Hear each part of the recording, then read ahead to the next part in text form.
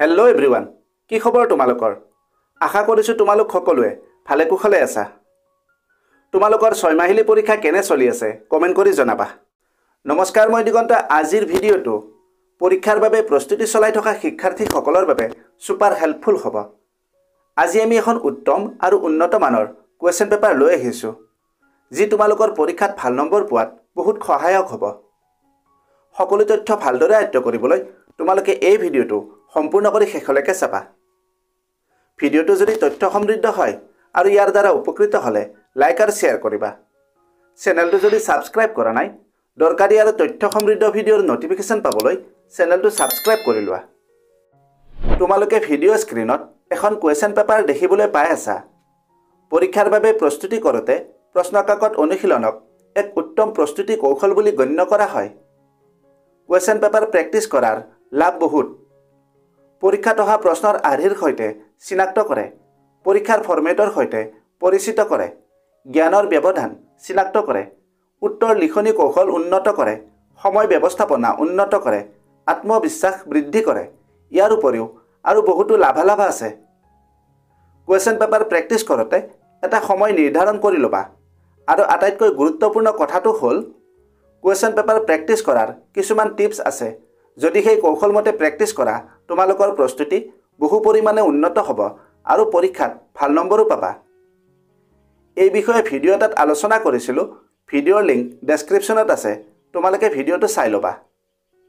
আৰু যদি এই পেপাৰখনৰ PDF লাগে কমেণ্ট কৰিবা। লগতে তোমালোকৰ প্ৰস্তুতি কেনে চলি আছে এই বিষয়েও কমেণ্টত লিখিবা।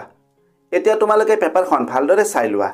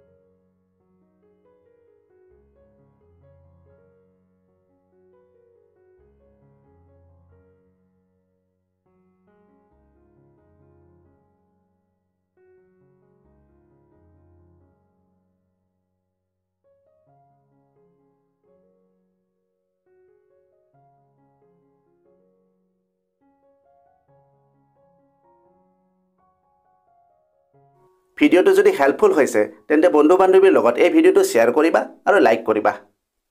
আজিলৈ ইমানতে এৰিলোঁ। অতি সোনকালে আন এটা আকৰ্ষণীয় বিষয়ৰ সৈতে পুনৰ লগ পাম। ধন্যবাদ। कामयाबी का शॉर्टकट मेहनत और डेडिकेशन, ये चैनल बनाए तेरा परफेक्ट फाउंडेशन। सब्सक्राइब करो, join this ride, let's grow together side by side.